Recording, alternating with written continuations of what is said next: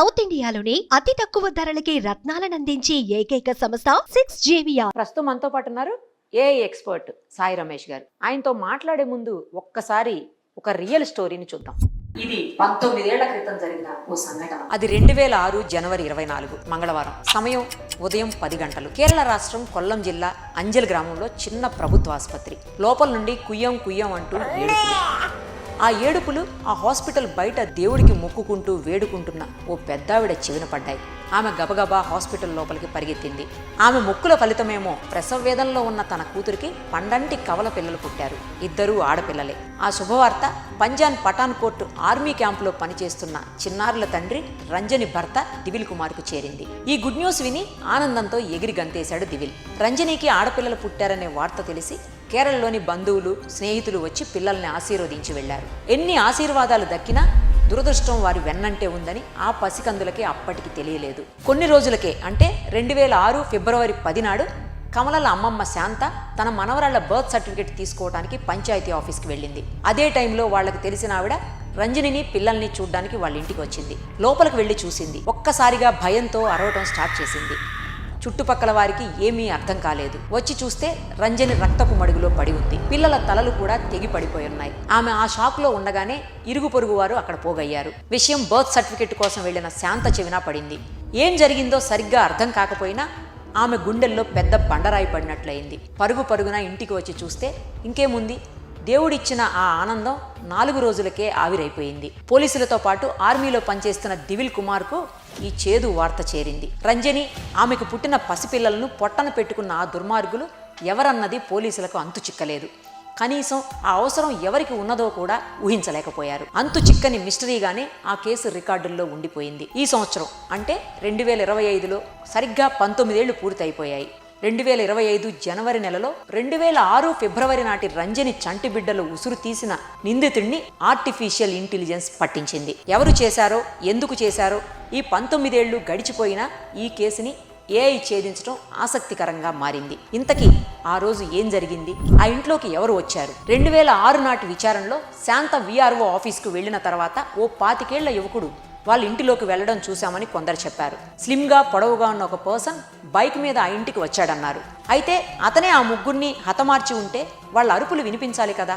చుట్టుపక్కల ఎవ్వరికీ ఆ అరుపులు వినిపించలేదు. అంటే ఆ వచ్చిన వ్యక్తి రంజనికి తెలిసిన వాడై ఉండాలని పోలీసులు డౌట్ పడ్డారు. రంజని తల్లి శాంతను ప్రశ్నిస్తున్న పోలీసులు ఆ అపరిచితుడు గుర్తులు చెబుతూ ఉండగా ఆమె ఫేస్లో రియాక్షన్స్ని కనిపెట్టారు. ఫైనల్గా అతని పేరు అనిల్ కుమార్ అని పోలీసులకు చెప్పింది శాంత. అంటే శాంతకు కూడా అతను తెలిసిన వాడే అన్నమాట. అయితే శాంత ఆ వ్యక్తిని ఫస్ట్ టైం రంజనికి డెలివరీ అయిన రోజు అదే హాస్పిటల్లో చూసింది. ఆ వ్యక్తి కూడా గర్భవతి అయిన తన భార్యను చెకప్ కోసం హాస్పిటల్కి తీసుకొచ్చాడు. అప్పుడు తన కూతురు 2 పిల్లలను ప్రసవించినట్లు శాంత అతనికి చెప్పింది. హాస్పిటల్ క్యాంటీన్లో తినడానికి వెళ్ళినప్పుడు కూడా అతను అక్కడికి వచ్చాడు. మాటలు కలుపుతూ తనకు అమ్మా నాన్నలు లేరని శాంతతో చెప్పాడు. తన పేరు అనిల్ కుమార్ అని కూడా అక్కడే చెప్పాడు. గర్భిణీ అయిన తన భార్య పట్ల ఎలాంటి జాగ్రత్తలు తీసుకోవాలో శాంతను అడిగి తెలుసుకున్నాడు. రంజనిని ఆ రోజు సాయంత్రం ఇంటికి తీసుకెళ్తున్నట్లు తెలుసుకొని సరిగ్గా సాయంత్రం ఆ టైంకే హాస్పిటల్కి వచ్చాడు. వారి కోసం ఆటో కూడా మాట్లాడి తీసుకొచ్చాడు. అనిల్ కుమార్తో పరిచయం అంతవరకే జరిగింది. తర్వాత 17 రోజులకు ఈ ఘోరం జరిగింది. మరి ఆ అనిల్ కుమార్కి రంజనిని ఆమె పిల్లల్ని చంపాల్సిన అవసరం ఏంటన్నది పోలీసులకు ఏం అర్థం కాలేదు. అసలు అనిల్ కుమార్ ఆచూకీ కూడా దొరకలేదు. శాంత చెప్పిన గుర్తుల ప్రకారం అనిల్ కుమార్ ఫేస్ ని స్కెచ్ గీయించారు. ఆ స్కెచ్ పట్టుకుని పోలీసులు వెతకడం స్టార్ట్ చేశారు. అలా వెతగ్గా ఓ ప్రాంతంలో ఉన్న టీ కొట్టులో టీ తాగడానికి రెగ్యులర్ గా వచ్చి వెళ్లేవాడని తెలిసింది. రంజని హత్య జరిగిన రోజున అతను బైక్ మీద అటు వచ్చాడని కూడా పోలీసుల విచారణలో తెలిసింది. క్లూ దొరికిన అటువంటి పోలికలతో ఆ చుట్టుపక్కల గ్రామాల్లో కూడా ఎవ్వరూ కనిపించలేదు. ఓ రోజు ఓ షాప్ నుంచి పోలీసులకు కాల్ వచ్చింది. సార్, మొన్న మీరు ఫోటోలో చూపించిన వ్యక్తి మా షాప్ పక్కనే ఉన్న ఏటీఎం నుంచి మనీ తీసుకుంటున్నాడు అని చెప్పారు. వెంటనే ఒక పోలీస్ అధికారి డ్రైవర్ జీప్ తీ అంటూ హుటాహుటిన అక్కడికి చేరుకున్నాడు. ఏడి ఆ వ్యక్తి అని అడిగితే ఆ రూట్లో వెళ్ళాడు సార్ అని చూపించాడు ఆ చెప్పిన అతను. పోలీసులకు ఆ దారిలో ఎంత దూరం వెళ్ళినా అతను కనిపించలేదు. అలా కాదు అనుకొని వెంటనే ఆ ఏటీఎంకు సంబంధించిన బ్యాంకుకు వెళ్ళి ఆ వ్యక్తి మనీ డ్రా చేసిన టైం చెప్పి ఆ అకౌంట్ ఎవరన్నది ఆరా తీశారు. అది రాజేష్ అనే వ్యక్తి బ్యాంక్ అకౌంట్గా తేలింది. అంటే అనిల్ కుమార్ అసలు పేరు రాజేష్ అన్నమాట. అదే డౌట్ పోలీసులకు కూడా వచ్చింది. ఆ అడ్రస్ పట్టుకుని కన్నూరు వెళ్లారు పోలీసులు. అక్కడికి వెళ్లి చూస్తే రాజేష్ తల్లిదండ్రులు మాత్రమే ఆ ఇంట్లో ఉన్నారు. రాజేష్ ఎక్కడా అని ప్రశ్నిస్తే పంజాబ్ పఠాన్కోట్లో ఆర్మీలో పనిచేస్తున్నాడని చెప్పారు. రాజేష్ ఊళ్ళోకి వచ్చాడని తెలిసి పోలీసులు అతని ఇంటి దగ్గర మాటు వేశారు. అయితే రాజేష్ మాత్రం ఇంటికి రాలేదు. పోలీసుల వాసన పసిగట్టాడో ఎవరైనా ఉప్పందించారో తెలియదు కానీ రాజేష్ మాత్రం పోలీసులకు చిక్కలేదు. ఎంతైనా ఆర్మీలో పనిచేస్తున్నాడు కదా, పఠాన్కోట్ ఆర్మీ. ఇదే ఇప్పుడు ఇక్కడ పోలీసులకు లభించిన తీగ. ఈ తీగ పట్టుకొని డొంకని లాగారు. రంజని భర్త దివిల్ కుమార్ కూడా పఠాన్కోట్ ఆర్మీలోనే పనిచేస్తున్నాడు. పోలీసులు పఠాన్కోట్ ఆర్మీ కేంద్రానికి కాల్ చేసి అసలు విషయం చెప్పారు. దివిల్ కూడా 2 డేస్ నుంచి డ్యూటీకి రాలేదని వాళ్ళు చెప్పారు. అంటే రాజేష్ అతన్ని కూడా ఏమైనా చేసి ఉంటాడా? పోలీసులకు ఇదే అనుమానం వచ్చింది. వెంటనే వాళ్ళు విషయం మొత్తం రంజని తల్లి శాంతకు చెప్పారు. అప్పుడు ఆమె తన అల్లుడు దివిల్ కుమార్ మీదనే తన అనుమానం అని చెప్పి ఇంకో ట్విస్ట్ ఇచ్చింది. షాక్ అయిన పోలీసులు శాంత చెప్పిన ఫ్లాష్ బ్యాక్ శాంతంగా విన్నారు. వాళ్లతో పాటు ఇప్పుడు మనం కూడా ఒక్కసారి మళ్ళీ ఫ్లాష్ బ్యాక్ లోకి వెళ్ళి రంజని దివిల్ లవ్ స్టోరీ దగ్గర నుంచి వద్దాం. అది లవ్వో అట్రాక్షనో ఇంకేదో గాని మొత్తంగా రంజని దివిల్ కుమార్లు గాఢంగా ప్రేమించుకున్నారు. హద్దులు సరిహద్దులు దాటారు. రంజని ప్రెగ్నెంట్ అయింది. సినిమాల్లో లాగే కక్కులు వచ్చే వరకు తల్లి శాంతకు మ్యాటర్ తెలియదు. తెలిసాక ఇంకేముంది, అప్పటికే పఠాన్కోట్కు వెళ్లిపోయిన దివిల్ కుమార్కి ఫోన్ చేసి తన కూతుర్ని పెళ్లి చేసుకోమని ప్రాధేయపడింది. ముందు ఒప్పుకున్నాడు, కానీ ఆ తర్వాత ఏవేవో రీజన్స్ చెప్తూ పెళ్లి వాయిదా వేస్తూ వచ్చాడు. సెలవు దొరకటం లేదని, పనులు ఉన్నాయని, ఇంకా ఇలా సాకులు చెబుతూ తప్పించుకుంటూనే ఉన్నాడు. అలా చూస్తుండగానే రంజనికి 4 నెలలు వచ్చేసింది. ఇంతలో దివిల్ ఒక పిడుగు వేశాడు. ఫోన్ చేసి ఆమె కడుపులో ఉన్న బిడ్డకు తనకు సంబంధమే లేదని చెప్పేశాడు. ఈ ట్విస్ట్కి ఈసారి తల్లి కూతుర్లు బిత్తరపోయారు. ఎంత ప్రాధేయపడినా రంజనిని పెళ్లి చేసుకునే ప్రసక్తే లేదన్నాడు దివిల్. ఇంకేముంది, లబోదిబోమంటూ శాంత రంజని ఇద్దరు పోలీసులను ఆశ్రయించారు. వాళ్ళు ఫోన్లోనే దివిల్ను హెచ్చరించారు. అరెస్ట్ చేసినంత పని చేశారు. చేయాల్సింది చేసేసి సంబంధం లేదు అంటే సరిపోదు, DNA టెస్ట్లో అసలు భాగోతం బయటపడుతుంది అని పోలీసులు హెచ్చరించారు. ఆ దెబ్బకి దివిల్ ప్లేటు మార్చి శాంతా రంజనీల కాళ్ల బేరానికి వచ్చాడు. 2 నెలల్లో పెళ్లి చేసుకుంటానని అమాయకపు మాటలు చెప్పాడు. అయితే దివిల్ కోసం గడప దగ్గర దీనంగా ఎదురు చూస్తున్న రంజనికి బయట గేటు దగ్గర అల్లుడు కోసం ఎడతెరిపి లేకుండా ఎదురు చూస్తున్న శాంతకు నిరాశే మిగిలింది. దివిల్ రాలేదు, కానీ రంజని డెలివరీ డేట్ వచ్చేసింది. ఇది శాంత చెప్పిన స్టోరీ. అంతవరకే ఆమెకు తెలిసిన కథ. తాను బయటికి వెళ్లిన ఆ గంటలో ఏం జరిగింది, హత్య ఎలా జరిగింది అనేది ఆమెకు కూడా మిస్టరీనే. ఇప్పుడు పోలీసులకి రాజేష్ గురించి తెలుసు, దివిల్ గురించి తెలుసు. ఇద్దరూ ఒకే చోట పని చేస్తున్నారు. దీన్ని అన్నిటినీ లింక్ చేశారు పోలీసులు. రాజేష్ దివిల్ల స్కెచ్ అని అర్థమైపోయింది. రంజనిని పిల్లల్ని హత్య చేశారని శాంతకు కూడా అర్థమైంది. అసలు శాంత దివిల్ మ్యాటర్ ముందే రివీల్ చేసుంటే ఇంత తతంగం ఉండేది కాదు. అయితే పోలీసులకు హంతకులు ఎవరన్నది క్లారిటీ వచ్చింది, కానీ ఒక్క ఆధారం కూడా లేదు. ఇక్కడితో శాంత చెప్పిన ఫ్లాష్ బ్యాక్ అయిపోయింది. శాంత చెప్పిన స్టోరీ శాంతంగా విన్న కేరళ పోలీసులు వెంటనే పంజాబ్ పోలీసులకు సమాచారం అందించారు. కానీ రాజేష్ దివిల్ ఇద్దరూ కూడా ఆర్మీ క్యాంప్ నుంచి ముందే ఉడాయించారు. వారాలు నెలలు ఏళ్లు గడుస్తున్నా పోలీసులకు మాత్రం చిక్కలేదు. ఎవరైనా సలహా ఇచ్చారో ఆమెకే తట్టిందో తెలియదు కానీ ఈ కేసు CBIకి అప్పజెప్పమని కోరింది శాంత. రంగంలోకి దిగిన CBI బృందాలు గుజరాత్, మహారాష్ట్ర, కర్ణాటక, ఏపీ, తెలంగాణలతో సహా ఇతర రాష్ట్రాల్లోనూ గాలించారు. కానీ నో యూజ్. చివరికి లుక్అవుట్ నోటీసులను జారీ చేసింది CBI. నేరస్తుల ఫోటోలను జోడిస్తూ దేశం విడిచిపోకుండా జాగ్రత్త పడ్డారు. అయినా CBIకి సైతం చిక్కలేదు. అలా 19 ఏళ్లు గడిచాయి. మరో పక్క శాంత మాత్రం విశ్రాంతి లేకుండా తన ప్రయత్నంగా కోర్టు తలుపు తడుతూనే ఉంది. ఆ పెద్దావిడ కసి CBIలో పట్టుదలను పెంచింది. అన్నిటికీ AI టెక్నాలజీని వాడుతున్నారు. ఈ కేసుకి ఎందుకు వాడకూడదు అనుకున్నారు. చివరకు AIని వాడి ఆ నేరస్తులు ఇద్దరు దేశంలోనే ఉన్నారని తెలుసుకున్నారు. ఇంతటి జనాభా ఉన్న దేశంలో వారిద్దరిని వెతకటం అంటే సముద్రంలో నీటి బిందువుని వెతికినట్టే. అదే AI సాయం తీసుకుంటే అని ఆలోచించారు. అక్కడే AIని ఉపయోగించారు. రాజేష్ దివిల పేర్లు, వాళ్ళిద్దరి పాత ఫోటోలు AIకి అప్పగించారు. అది సోషల్ మీడియా అంతా గాలించి వారి పోలికలో ఉన్న ఫోటోలను వెలికి తీసింది. అలా ఒక ఫేస్బుక్ అకౌంట్లో రాజేష్ దివిల్ల పెళ్లి ఫోటోలు బయటపడ్డాయి. ఆ ఫేస్బుక్ ఫోన్ నెంబర్ తీసుకొని అడ్రస్ కోసం వెతకగా ఆ లొకేషన్ పుదుచ్చేరిలోని ఓ మారుమూల గ్రామంలో ఉందని తెలిసింది. ఇక ఇక్కడి నుంచి తెలిసిందే. 2025 జనవరి 3వ తేదీ శుక్రవారం దివిల్ రాజేష్లని పోలీసులు రౌండప్ చేశారు. ఆ ఇద్దరు తమ పేర్లు మార్చుకొని వేరే అమ్మాయిలను పెళ్లి చేసుకుని హ్యాపీగా పిల్లా జల్లలతో లైఫ్ని ఎంజాయ్ చేస్తున్నారు. ఇద్దరిని అదుపులోకి తీసుకున్నారు. ఇద్దరూ తాము చేసిన ఘోరాన్ని ఒప్పుకున్నారు, పశ్చాత్తాపపడ్డారు. దివిల్ ముందుగా ఏదో టైం పాస్ కోసమే రంజనితో ప్రేమ నాటకం ఆడాడు. అది కాస్త సీరియస్ అయింది. ఆ తర్వాత పోలీసుల వార్నింగ్తో అందులో నుంచి బయటపడడం కష్టం అనుకున్నాడు. చివరికి రంజని అడ్డు తొలగించుకోవాలనుకున్నాడు. ఫ్రెండ్ అయిన రాజేష్ కు డబ్బులు ఆశ చూపించి పంపించాడు. డబ్బు మీద ఆశతో లీవ్ పెట్టి సెలవు మీద కేరళ వచ్చిన రాజేష్ అంజల్లో శాంతా రంజనిలను ఫాలో అవుతూ ఉన్నాడు. అలా హాస్పిటల్లోనే రంజనిని అంతం చేద్దామనుకున్నాడు. కానీ అతనికి టైమింగ్ కుదరలేదు. అలా ఓ రోజు శాంత VRO ఆఫీస్కి వెళ్లడాన్ని చూసి సైలెంట్గా ఇంట్లో దూరాడు. ఏదో పని చేసుకుంటున్న రంజని మెడను వెనక నుంచి గట్టిగా బిగించి పట్టుకొని కత్తితో గొంతు కోశాడు. పసిపిల్లలు అని కూడా చూడకుండా వాళ్ళని కూడా అంతే క్రూరంగా చంపి అక్కడి నుంచి ఎస్కేప్ అయ్యాడు. మిలిటరీలో పనిచేసిన అనుభవం కదా, పోలీసులు ఎలా అయినా కనిపెడతారని తెలిసి దివిలికి ఫోన్ చేసి కర్ణాటక రమ్మని చెప్పాడు.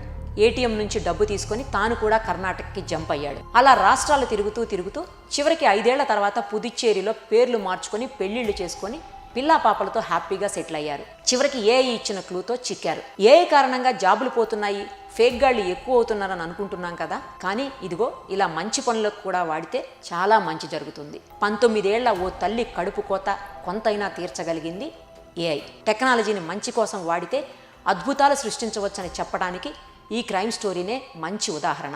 మరి మీరేమంటారో కామెంట్ చేయండి. చూసారు కదండి స్టోరీ, రియల్ స్టోరీ అది. సో 19 ఏళ్ల తర్వాత ఏఐని యూజ్ చేసి పోలీసులు ఎవరైతే హంతకులు ఉన్నారో వాళ్ళని పక్కాగా పట్టుకోగలిగారు. వాళ్ళకి శిక్ష పడుతుంది తర్వాత, అదంతా వేరే విషయం. యాజ్ పర్ రూల్స్ ఏమున్నాయో చట్ట ప్రకారం జరుగుతుంది అనుకోండి. కానీ ఏఐని యూజ్ చేసి 19 ఏళ్ల తర్వాత పట్టుకోవటం అంటే అది సాధారణమైన విషయం కాదు. ఎలా పట్టుకోగలిగారు? ఎందుకంటే ఏఐలో మీరు ఎక్స్పర్ట్. ఎలా పట్టుకోగలిగారు? ఏం యూజ్ చేస్తే అంతకులు ఇప్పుడు పోలీసులకు దొరికారు? ఫస్ట్ వచ్చేసరికి ఏంటంటే వాళ్ళ దగ్గర ఆల్రెడీ ఆర్మీ బేస్ నుంచి ఉన్న ఫొటోస్ ఉన్నాయి, వాళ్ళ కాల్ రికార్డింగ్స్ కూడా ఉన్నాయి, అలాగే వాయిస్ డేటా కూడా ఉంది.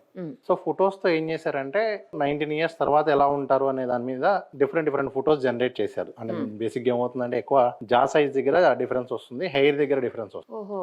సో ఆల్రెడీ ఫోరెన్సిక్ దగ్గర ఏంటంటే ఫోరెన్సిక్ ఏఐ స్పెషలిస్ట్ ఉన్నారు. మనకి ఇప్పుడు ఎలా అయితే జనరల్ గా ఫోరెన్సిక్ ఎక్స్పర్ట్స్ ఉన్నారు, ఫోరెన్సిక్ ల్యాబ్ ఉంటది కదా, సేమ్ దానిలో ఫోరెన్సిక్ ఏఐ స్పెషలిస్ట్ ఉన్నారు.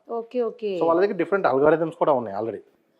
సో వాళ్ళు అవి యూజ్ చేసి ఎలా ఉండొచ్చు అని వీళ్ళ ఫొటోస్ లో ఒక 90 ఫొటోస్ జనరేట్ చేశారు. సో ఈ రోజు వాళ్ళు అదే పర్సన్ డిఫరెంట్ జా సైజు, డిఫరెంట్ హెయిర్ స్టైల్ తో, డిఫరెంట్ ఫేషియల్, ఎందుకంటే ఏజ్ కూడా పెరిగింది కదా, ఏ పాసిబిలిటీస్ ఉంటాయనే దగ్గర 90 ఫొటోస్ జనరేట్ చేశారు. ఆ తర్వాత ఆ 90 ఫొటోస్ ని 8 million ఫేస్బుక్ అకౌంట్స్ తో టాలీ చేశారు. 8 million అంటే ఒక ఫోటోతో 8 million కాదు, మీకు 8 million అకౌంట్స్ 90 times చేస్తే గానీ మనకి ఈ అవుట్పుట్ రాదు. అంటే ఒక్కొక్క ఫోటోతో ఒక్కొక్కసారి మనం టాలీ చేస్తే, సో అలా 90 ఫొటోస్ వాళ్ళు వెరిఫై చేస్తే ఫైనల్ గా కొన్ని అకౌంట్స్ వచ్చినాయి. సో ఆ అకౌంట్స్ లో నుంచి కొంచెం బాగా క్లోజ్ ఉండి దగ్గరగా ఉన్న బాగా కంప్లీట్ గా మ్యాచ్ అవుతున్నటువంటి person the first court operation కింద మరలా ఆ original photos plus walking style already గతంలో ఉన్న వీడియోస్ ఉన్నాయి, ఏటీఎం దగ్గర కావచ్చు, లేదంటే మిగతావి కావచ్చు, మన ఆర్మీ నుంచి వచ్చినటువంటి వీడియో ఎవిడెన్సెస్ కావచ్చు. సో వాటితో కంపేర్ చేస్తే మ్యాచ్, వాకింగ్ స్టైల్ మ్యాచ్ అయింది. తర్వాత వాయిస్ కూడా మ్యాచ్ అయింది. ఇక్కడ మనం వాయిస్ కూడా కంపేర్ చేసుకోవచ్చు. సో మనకి ఆల్రెడీ వీళ్ళ దగ్గర గతంలో ఉన్న కాల్ రికార్డింగ్స్ ఉన్నాయి, ఆర్మీ నుంచి వచ్చినటువంటి డేటా కూడా ఉంది. సో ఆ వాయిస్ తో ఇప్పుడున్న వాయిస్ కూడా మ్యాచ్ అయింది. సో ఫోటో మ్యాచ్ అయింది, వాయిస్ మ్యాచ్ అయింది, వాకింగ్ ప్యాటర్న్ కూడా మ్యాచ్ అయింది. సో దెన్ ఫైనల్ గా పట్టుకోవటం జరిగింది. అంటే టెక్నాలజీ ఎంత అడ్వాన్స్ ఉందనే దానిలో ఆల్రెడీ మనం గతంలో చాలా వీడియోస్ లో కూడా మాట్లాడడం. అది మనం మాట్లాడింది ఇప్పుడు ఒక కేసు. ఇదేంటంటే చాలా గ్యాప్ ఎక్కువ ఉంది. బట్ రీసెంట్ గా మనం చూసుకుంటే 2024 ఢిల్లీలో జరిగినటువంటి కేసు కావచ్చు, చాలా కేసెస్ లో ఆల్రెడీ యూజ్ చేస్తున్నారు. చాలా డిఫరెంట్ సిచ్యువేషన్స్ లో రీకన్స్ట్రక్షన్స్ కి వాడుతున్నారు. పోస్ట్ మార్టం సంబంధించినటువంటి కొన్ని కేసెస్ లో ఫేస్ కంప్లీట్ గా లేకపోతే ఏఐతో ఆ ఫేస్ చేసి పంపిస్తే అది పోలీస్ స్టేషన్ లో వెళితే దాని ద్వారా ఐడెంటిఫై అయినటువంటి ఉన్నాయి. సో చాలా కేసెస్ లో అసలు బాధితుడు ఎవరో తెలుసుకోవాలన్నా, లేదంటే అపరాధి ఎవరో తెలుసుకోవాలన్నా కూడా మనకి ఈ ఏఐ టెక్నాలజీ అయితే ఉపయోగించాలి. యాక్చువల్లీ మీరు చెప్పినట్లు 2-3 సంవత్సరాల లోపల జరిగిన కేసులు అంటే 24 కేసు అంటున్నారు. అలాంటి ఒక 5-6 కేసులు నేను కూడా చూశాను. బట్ అలా కాదు, ఇది ఏకంగా 19 ఏళ్ల నాటి కేసు. 2006లో జరిగిన కేసుని 2024లో 25లో ఛేదించడం అంటే అది అసలు మామూలు విషయం కాదండి. అదే మ్యామ్, మనకి ఇప్పుడు ఏఐ వచ్చిన తర్వాత మనం చాలా మంది ఏంటంటే భయపెడుతూ ఉన్నారు, ఉద్యోగాలు అది వస్తే అది పోతుంది ఇది పోతుంది. మన ఉద్యోగాల విషయం కూడా గతంలో మీరు చాలా సార్లు మనం మాట్లాడాం. ఒక 70 million జాబ్స్ పోతే 150 million జాబ్స్ కొత్తవి వస్తాయి. సో అక్కడ ఏమీ లేదు. నెక్స్ట్ అలాగే భయపెట్టడం అనే విషయంలో చాలా మంది ఏంటంటే నెగిటివ్ సైడే ఎక్కువ చూపిస్తున్నారు. దీంతో మీ వీడియోస్ మార్ఫ్ చేస్తారు, లేదంటే ఇదనో మీకు దీంతో సేఫ్టీ ఉండదనో చెప్తున్నారు. పాజిటివ్ సైడ్స్ చాలా ఉన్నాయండి. సో 19 years మనం కేసెస్ గురించి మాట్లాడుతుంటే, హెల్త్ గురించి మాట్లాడుతుంటే, ఇప్పుడు దాకా మనకి వ్యాక్సిన్ లేని వాటికి కూడా ఇప్పుడు కొత్తగా వ్యాక్సిన్స్ రావటం జరుగుతుంది. మీరు చూసుకుంటే ఇప్పుడు మనకి క్యాన్సర్ వ్యాక్సిన్ రష్యాకి సంబంధించి అయినా, లేదంటే ఎయిడ్స్కి సంబంధించిన వ్యాక్సిన్ ఒకటి వర్క్ జరుగుతుంది. వాళ్ళందరూ కూడా క్లియర్గా చెప్పింది ఏంటంటే మేము దీని డెవలప్మెంట్లో ఏ హెల్ప్ తీసుకున్నాము. సో అట్లా మనకి ఇప్పుడు దాకా లేనటువంటి ప్రాబ్లమ్స్ అన్నిటికీ కూడా సొల్యూషన్స్ వస్తున్నాయి. అట్ ద సేమ్ టైం ఇప్పుడు మనం చూసినట్లుగా 19 ఇయర్సే కాదు, ఈవెన్ అది ఇంకా ఎక్కువ ఇయర్స్ కేసు అయినా కూడా ఏ హెల్ప్ అయితే ఖచ్చితంగా చేయొచ్చు. ఇప్పుడు మీరు ఇందాక చెప్పారు 8 మిలియన్ ఫొటోస్తో చెక్ చేశారు ఒక్కొక్క ఫోటోని, అంటే 8 మిలియన్స్ ఇంటూ 90 ఫొటోస్ అవుతాయి ఆల్మోస్ట్. సో ఇవన్నీ చెక్ చేయాలంటే చాలా టైం తీసుకుంటుంది కదండి, టైం టేకింగ్ ప్రాసెస్ కదా. బట్ ఏఐలో అంత టైం అవసరం ఉండదేమో. ఏఐకి మీకు అంత అవసరం ఉండదండి, ఎందుకంటే మీకు అసలు ఏ స్పెషాలిటీనే మనకి లార్జ్ డేటా అనేది మనం ఈజీగా యాక్సెస్ చేయగలిగేలా ఉంటుంది. Okay okay. ఎంత లార్జ్ డేటానైనా మనం చాలా క్విక్గా చేయగలిగేలా ఉంటుంది. లేదంటే అదే మీకు ఇప్పుడు ఇవన్నీ కూడా ఏంటంటే గతంలో పాసిబుల్ అయ్యేవి కాదు, అందువల్లే మనకు అవి పెండింగ్ ఉండిపోవటం. కేసులా ఉంది. సో ఇప్పుడున్న టెక్నాలజీ వల్ల ఏంటంటే అన్నీ కూడా కొన్ని గంటలు లేదంటే కొన్ని రోజుల్లోనే దాని మొత్తాన్ని ఆల్మోస్ట్ అన్ని అకౌంట్స్ కూడా స్క్రూటినై చేయగలిగేంత కెపాసిటీ ఉంది. సో ఏంటంటే ఏదైనా సరే, అంటే కేసెస్ ఏమైనా పెండింగ్ ఉన్నా, లేకపోతే మిస్టరీగా మిగిలిపోయినవి, లేకపోతే వాటిని తేల్చలేక వదిలేసినవి, లేకపోతే అలాగే రికార్డుల్లో వదిలేసినవి, అలాంటి వాటన్నిటిని కూడా ఇప్పుడు ఏఐ టెక్నాలజీని యూజ్ చేసి నాకు తెలిసి మొత్తం బయటికి లాగేయచ్చు. 100% తీయొచ్చండి. ఇక్కడ మీకు ఎలా ఉంటుందంటే బేసిక్గా అంటే మీకు సింపుల్, మనకి అందరికీ అర్థమయ్యే లాంగ్వేజ్లో చెప్పాలంటే, ఫర్ ఎగ్జాంపుల్ మనం ఒక వీడియో జనరేట్ చేస్తున్నాం లేకపోతే ఒక ఇమేజ్ జనరేట్ చేస్తున్నాం, అది మనం జనరేట్ చేసేటువంటి జీపీయూ కెపాసిటీ మీద కూడా ఆధారపడి ఉంటుంది. అది కనుక హై ఉంటే ఆటోమేటిక్గా మనకి విత్ ఇన్ సెకండ్స్లోనే మనకి ఆ వీడియో వచ్చేస్తుంది. సో అట్లాగే ఇక్కడ కూడా అంతే, మనం ఈ విధంగా మనం స్క్రూటినై చేసే ప్రాసెస్లో కూడా దానికి ఉన్న కెపాసిటీ బట్టి అవసరమైతే కొన్ని నిమిషాల్లో కూడా ఇండియాలో ఉన్న అన్ని అకౌంట్స్ని కూడా మనం కంపేర్ చేసుకోవచ్చు, ఆధార్ డేటాతో వెరిఫై చేసుకోవచ్చు. ఓకే. సో మీకు ఇందాక చూసిన ప్రాసెస్లో ఎక్కడ కూడా ఏంటంటే దానికి మ్యాచ్ దొరకలేదు. అవును, కరెక్ట్. సో ఎందుకంటే వాళ్ళు పేర్లు మార్చుకున్నారు, అసలు ఏది దొరకలేదు. వాళ్ళు కూడా ఆర్మీనే కాబట్టి వాళ్ళు తెలివితే అట్లా చూపించానని అనుకున్నారు, అనుకున్నారు హ్యాపీగా ఉండొచ్చులేని. బట్ ఏఐ దొరికిపోయారు. ఆర్టిఫిషియల్ ఇంటెలిజెన్స్ ముందు ఖచ్చితంగా అండి, వాళ్ళ తెలివి పనిచేయలేదు. గతంలో మనం మార్ఫింగ్ ఫొటోస్ చేసిన వాళ్ళే కానీ ప్రతిదీ నేను అంటే చిన్న చిన్న ఎగ్జాంపుల్స్ ఎందుకు చెప్తున్నా అంటే, మీరు తప్పు చేశాక ఇవాళ దొరకకుండా ఉండటం అనేది చాలా తక్కువ ఛాన్సెస్ ఉంటాయి, 99% ఇంపాసిబుల్, అంతే, దానిలో ఎటువంటి డౌట్ లేదండి. రైట్ అండి. అంటే ఒక మంచి పని కోసం కూడా ఏఐని యూస్ చేయడం అనేది చాలా బాగా అనిపిస్తుంది. అవునండి. ఇప్పుడు మనం చెప్పిన ఎగ్జాంపుల్వి కొన్ని ప్రైవేట్ టూల్స్ కూడా ఉన్నాయి. అంటే మనం ఫర్ ఎగ్జాంపుల్ నేను మీ ఫోటో ఇచ్చి ఈ ఫోటోతో ఉన్నటువంటి ఫేస్బుక్ అకౌంట్స్ ఎన్ని ఉన్నాయి అని వెతకడానికి కూడా కొన్ని ప్రైవేట్ టూల్స్ కూడా ఉన్నాయి. మనం ప్రొఫైల్ చెక్కర్ అని చెప్పి చాలా డిఫరెంట్ టూల్స్ కూడా ఉన్నాయి. అవి కొన్ని ఫ్రీ ఉన్నాయి, కొన్ని ఏంటంటే ఒక $20 $10 పే చేస్తే కూడా వాడుకోవడానికి కూడా మనకి అందుబాటులో కూడా ఉన్నాయి. Okay okay. పోలీసులకి ఇంకా ఈజీ అవుతుంది కదా. Thank you so much. Thank you. Suman టీవీలో మీ పర్సనల్ అండ్ బిజినెస్ ప్రమోషన్స్ కోసం కింది నెంబర్కి కాంటాక్ట్ చేయండి.